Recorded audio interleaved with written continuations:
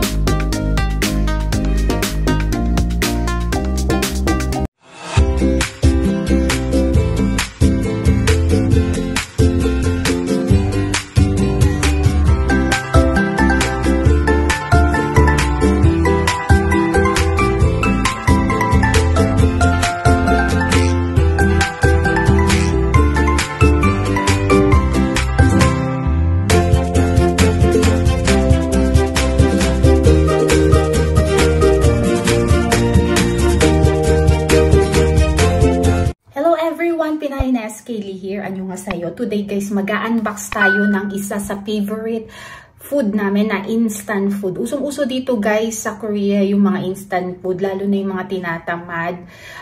Lahat ng klase, actually may instant rice, then may unboxing ako ng instant rice.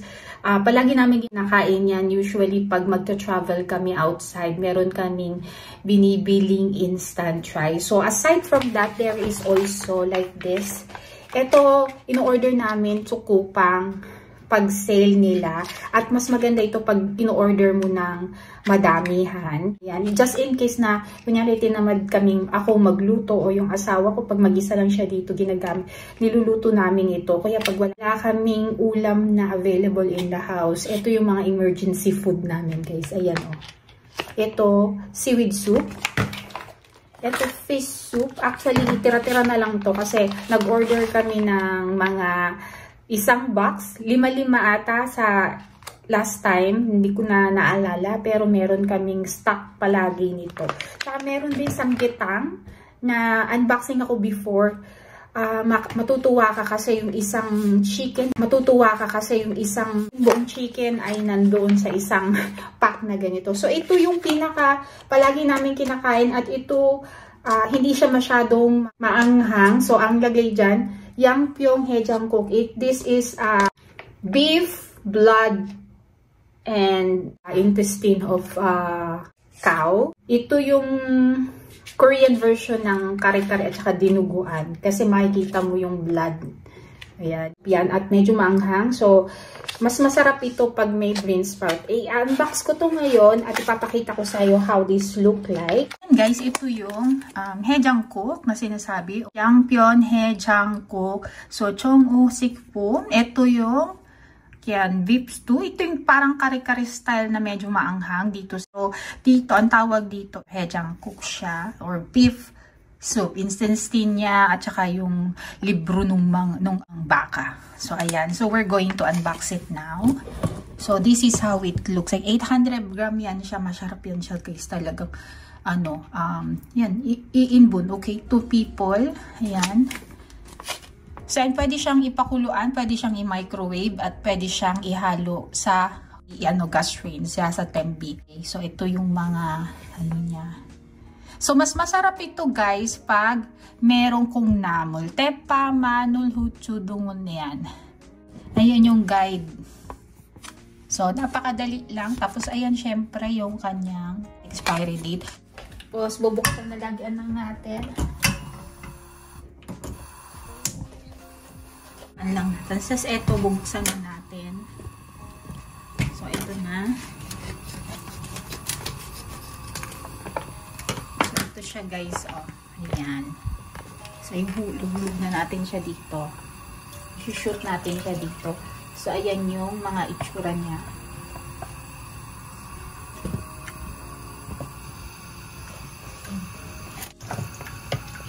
So, ayan siya, guys. Oh.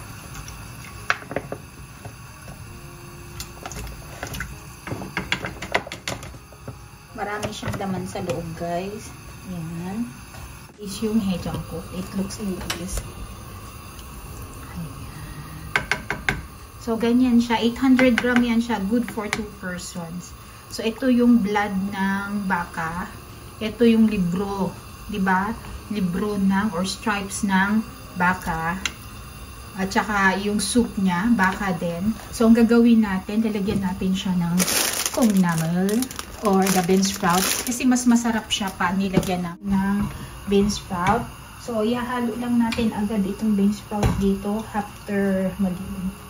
Ganyan lang natin. So, yan. Antayin natin habang after na kumulo. Siyempre, tatakpan natin ito ngayon guys ng ganyan.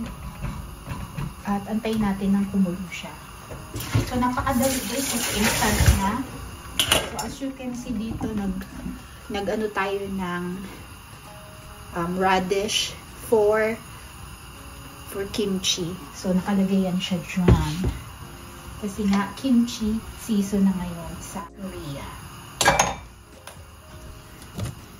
So, habang kumukulo yan, ay nag-check out na tayo ng pagkain. Ito yung kimchi, or radish kimchi. Ito yung original na kimchi na pechay. Ito yung pickled na garlic natin. Ito yung pickled na kimchi na cucumber. Ito din, pickled na radish. Ito, kimchi onion springs or onion leaves na maliit. This is the duraji kimchi. At saka yung side dish na mordok na roots.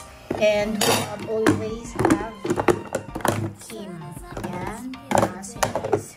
And then meron akong nilagay dito na carrots. So, yan lang. Ayan na guys siya. Kumukulo na. At we're going to make it now. Ayan, ayan.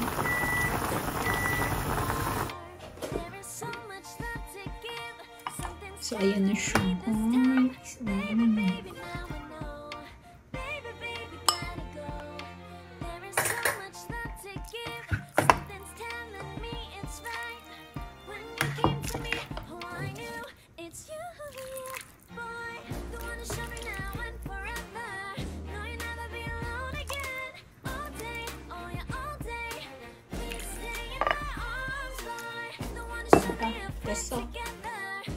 I hope you like my videos for today and my unboxing of Haejanguk, and I hope you tried it if you have a chance and if you have seen it in the nearest market. The Lord works out everything to its proper end, even the wicked for its disaster. Proverbs 16:4. Thank you for watching. God bless you everyone. To God be the glory.